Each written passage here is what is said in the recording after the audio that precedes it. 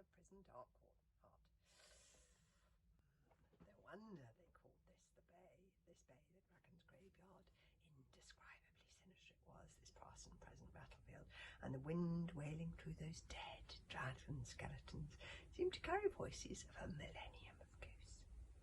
Now the tide had risen again, and the living dragons were waking. The red sand below the sea was giving birth to live dragons, swarming in their thousands out of the scarlet sand below and bursting out of the bay, and none of them were Hiccup's favourite species. Serpent tongues writhed and twisted round the white dragon bones, shaking out their wet wings, sandraisers, hell's teethers, dark breathers and tongue twisters, joining them from the forgotten forest and the ocean. The darkest types of dragon species, the monsters, the ones that hated the humans the most.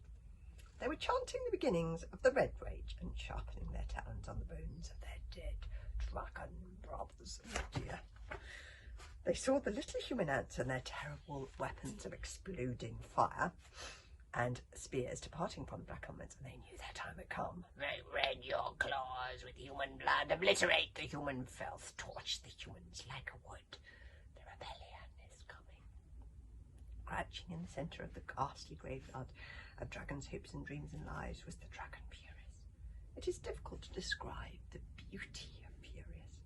Now that he was no longer a captive, his skin, though scarred, had returned to its former glory. It was a blue so blue that you have never seen that colour before, deeper than the blue sky, more royal and cerise, brighter than sapphires. The humans are fighting among themselves, whispered Furious, and his eyes blazed with triumph.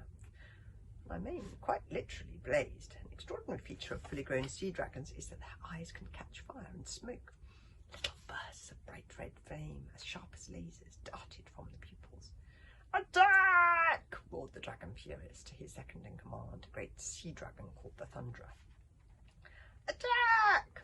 And so began the battle for Britain Darkheart. For the first time in 1,000 years, the dragons of the Dragon Rebellion flew over the undefended battlements and into the prison itself. The humans fighting each other were now in disarray. They could not reach their exploding things. Their weapons of destruction were now being blown up by the magnificent winged serpents invading from above.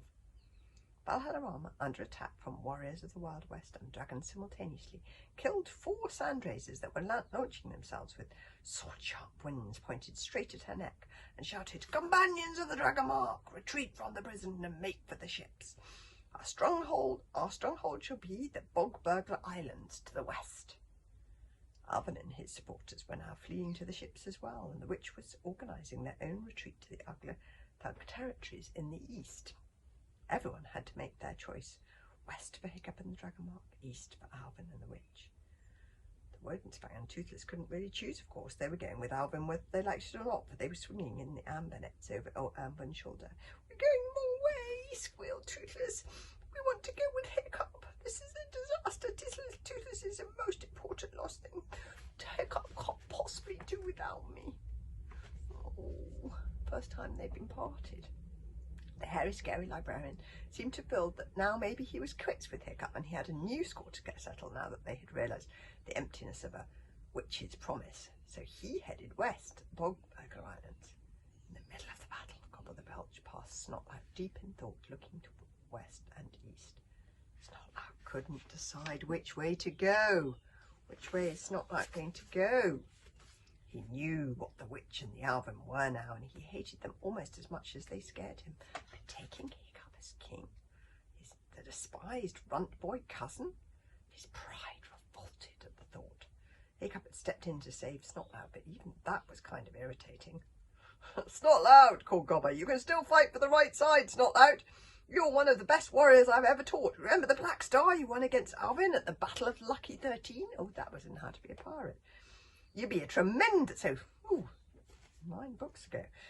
You'd be a tremendous asset to the company of the Dragon Mark. Come with us." Snotlout did not answer, and Gobber shrugged his shoulders and left him there. Snotlout reached into his pocket and took out the Black Star Medal, one of the highest awards for bravery the archipelago can bestow. He turned it over and over, trying to decide west or east, west or east. Which way would Snotlout go? Oh, please go with Hiccup. And that is where we will leave him, standing undecided in the middle of the battlefield, thinking. Valhallarama fought her way across to Hiccup. "Duck!" yelled Valhallarama. "What? Duck!" she yelled again, pushing him downwards and firing an arrow over his head that killed a swooping stand raider stone dead mid-swoop. "Okay, Hiccup," said Valhallarama. "It's too dangerous for you to stay with us. Take the jewel and hide from both Bite Dragon and Viking. Deadly shadow dragons know how to hide. Make your way to tomorrow for the crowning day, and your father, the company of the Dragonmark, and I will meet you there. In the meantime, no one must know you are alive." "I haven't got any of the things," protested Hiccup. "Alvin has everything apart from the jewel." "The jewel is the most important thing of all," said Valhallarama. "Be careful of it." Just before the great warrior turned away back to the battle, Hiccup put his hand on his mother's metal arm. Even though he was particularly bedraggled after his long and tiring day, streaked with monster juices and ocean, he was somehow less small and unlikely than he had ever been before. He looked, oh dear, what did he look like? It was all such a long time ago. But I think he looked a little more grown up. "Thank you," said Hiccup to Valhallarama. "You have nothing to thank me for," said Valhallarama. "I am your mother." "Oh, and Hiccup?" "Yes, mother." "Don't be too hard on yourself," Hiccup said to Valhallarama. Perhaps her smile was slightly sad now. "If things do not turn out well in the end, I have learned the hard way that heroes can only do their best." Hiccup climbed onto the deadly shadow dragon. "Kamikaze, Fishlegs, come on!" he shouted down. "Are we coming too?" asked Kamikaze. "Of course you're coming," said Hiccup. "I can't be an outcast on my own again. Besides, the deadly shadow isn't mine, it belongs to Fishlegs." There was one more thing to do. Hiccup steered the deadly shadow above the head of King Alvin, fleeing as fast as he could, step, tap, step, tap, step, tap, through the battlefield, through towards the fleet. Over Alvin's shoulder, bump, bump, bump, he carried the long poles, the librarian's heart slicers, holding the two little dragons, the Windensfang and Toothless, who were peering out, terrified from the nets. There they are. Oh, over Alvin's shoulder. The deadly shadow hovered, perfectly camouflaged above. Hiccup leant down from the back of the deadly shadow and cut the net so that the Windensfang and Toothless flee. Oh, she was shooting joyfully upwards, Toothless trumpeting his rooster crow of triumph. And in the very same moment, Alvin looked up, clawed automatically with his hook, and caught the chain of the jewel swinging from Hiccup's neck. "Shoot him!" screamed Alvin to the warriors. The camouflaged deadly shadow rose up in a rain of arrows. The chain on Hiccup's neck broke. Toothless and the Windensfang and the deadly shadow rose up to the battlements, arrows pouring upward after them. "And got it!" shrieked Alvin, catching the jewel. Oh dear, he's got the jewel. At least he hasn't got Toothless. So after all that searching, all that drama, all the gazillions of words of this quest, let's face it, the jewel ended up in Alvin's horrible hooky hand after all. Annoying, huh? Just 1 second, one false move on the part of the hero, one lapse of concentration. That's all it takes for everything to fall apart. "No!" shouted Hiccup. It was a scary sight to see the witch's face as she saw the warm golden splendour of the dragon jewel dropping into the hook of her darling boy at last. The witch Ixalanor let out a high, exultant cackle, and there in the midst of the death and destruction of that battle, she spread wide her bat-wing arms to jubilant conquest. "I knew my predictions could not be wrong," screamed the witch. "I knew I had to be this brilliant for a reason. Thank you, O powers of death and darkness, in whom I put my trust. Thank you, O fortunes, most foul and most glorious. See," she screeched, shaking her bony fist up at the heavens. "We knew! See how we triumph!" "Let me see it, Alvin, my darling, let me have it." It was piteous to see the fragile amber beauty of that jewel, glowing from within as if it were fire, cradled in the vile, crooked hands of that fiend, the witch. She kissed it with her dry lips, crooned over it with a wicked whisper, and here is what she hissed as she held it in her hands at last.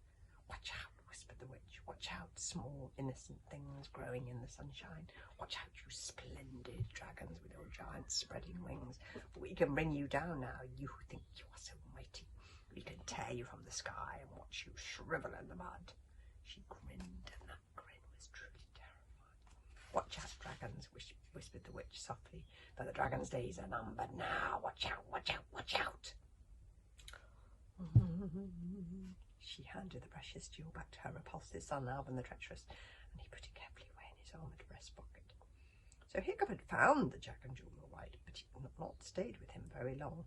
Alvin had the jewel now, and now he hurried to the east, his mother bounding after him on all fours like a wolf skeleton come to life, and the ticking thing swinging from Alvin's waist, ticking out a new and twisted tune. Tick, tick, tick, tick, tick, tick, tick.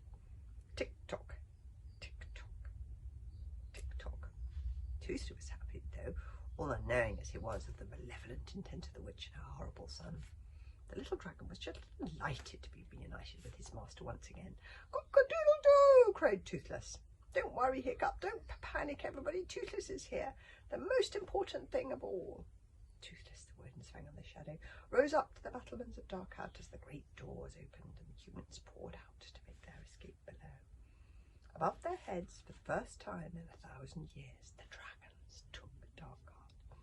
The Dragon Rebellion poured through the corridors of the prison. There were tongue twisters in the courtyard, setting fire to the long tables. They tore down the towers, sending them tumbling and crashing into the dungeons where their dragon ancestors had been kept in chains for centuries. In the bay of the dragon's graveyard, the dragon Purist crouched amid the chaos, his eyes scanning the skies above relentlessly in great such-like beams, ignoring the Viking ships with their burning sails slaloming through the dragon skeletons all around him, sending out their exploding things as they shot their way out in retreat. "The boy," hissed the dragon Purist. "Where is the boy?" called Hiccup. The dragon Purist was right, of course. The boy was there, soaring invisibly above the great dragon's head from the back of the deadly shadow. For 1 second, the dragon Purist saw him. A burst of exploding thing fire must have caught the shadow off guard. One moment he turned visible with the shock, and there he was with Hiccup on his back, right in the dragon Purist's searchlight eye beams. The dragon Purist saw the deadly shadow. He saw it, and gave a cry of astonished rage. The dragon he had sent to kill Hiccup, the dragon who claimed he hated humans as strong as acid, had turned his allegiance and was now helping the boy. How could this be? He had chosen this dragon most particularly for his hatred of human beings. He had chosen this dragon particularly because he was so like the dragon Purist himself. But there was Hiccup clearly outlined on the back of the shadow, Kamikaze and Fishlick beside him, 3 little hunting dragons hovering above like flies, and the 3 heads of innocence, arrogance and patience sending up lightning bolts in 3 different directions. How did the boy do it? What was it about him? The dragon Purist spread wide his great blue wings and made a final despairing leap. 1 second. The Hiccup boy in the back of the dragon was there. The next, the dragon turned the exact stormy grey of the sky. Dragon boy and companion simply disappeared as the now invisible deadly shadow streaked across the sky. Dragon Purist's great jaws closed on nothing. His gigantic claws tore only on the air. He crashed back down into the dragon's graveyard, boyless and in despair. The dragon Purist howled and plunged through the bay, flinging great boulders around, uprooting any living vegetation he could find, tearing up the airy grasses on the islands that contained no boy. His own tongue twisters and rage blasts of the rebellion, whimpering like terriers and trying to stay out of the way. Finally, in one screaming blast of white-hot fire, the dragon Purist incinerated the whole bay, annihilated it in a blaze of his defeated and baffled fury, and then crouched down, panting in the middle of the blaze like a great blue cat, lying in the centre of the great nighttime graveyard of his fallow dragon's bones. Fear was in the blazing eyes now. Gone, the boy was gone. As the dragon Purist's rage died down, he seemed to shrink in front of her eyes. That brilliant blue, I felt so sorry for the dragon Purist, even though that brilliant blue faded from his skin and became a more ordinary shade. He even curled up into a defensive ball like an ordinary Farside cat, hiding his head in his dragon's hands, as if he did not want to use his own power of looking into the future.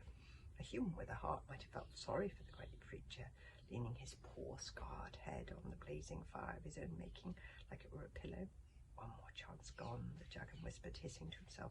Surely he cannot be facing extinction. Surely that cannot be the dragon's fate at last. A great sea dragon, a thunderer, came joyfully to tell the news to Purist. The day is won, Purist. Darkheart has fallen. It was a glorious moment for the dragons. The Vikings had escaped just. The Vikings were lucky that any of them made it through the white-hot fury of the Dragon Rebellion assault that day. Only by valiant fighting with the utmost skill of sword and shield and spear did the Viking fleets escape, shooting and blasting their way through the numberless talons and teeth, the scorching devastation of the dragon's flames. Even then it was with bloody burning boats, sails on fire, and many of their numbers lost. The company of the Dragonmark made their way to the Bogbergler Islands and the Witch and her warriors to the Uglidangs lands to the east. But the dragon So the Thunderer was surprised to find Furious in such abject misery. Furious, what is wrong? Surely this is our finest hour. But you do not understand, growled Furious. The boy Hiccup has escaped. One human boy, said the Thunderer in surprise. Surely one little human boy, so small, so pink, no talons, no fire. Surely one little boy cannot matter so much. This is no ordinary boy, replied Furious. And then he uncurled himself and rose up, slowly, dangerously, like a phoenix from the ashes. His body began to burn bright again. He must never grow up, vowed the Red Dragon Furious. He must never reach the island of tomorrow. Never again shall I make the mistake of mistrusting his killing to someone else. Panted the Dragon Furious. This time I will kill him myself. I will seek him everywhere. I will tear the entire world apart looking for him. No war shall be safe for him. No cliff, no cave, no island. I shall turn this whole world to ashes looking for him. Hear the pledge of the Dragon Furious! Screamed the dragon, his whole body screeching with fury, so much so that even his eyeballs began to smoke and pour out flame. And then he bent his head backwards, sending far upwards into the scream like an erupting volcano. The boy shall never reach tomorrow. Oh, it's all getting very exciting. I'll have to have the last chapter tomorrow, which is also Christmas Eve. So yes, we'll hear that then. See you then.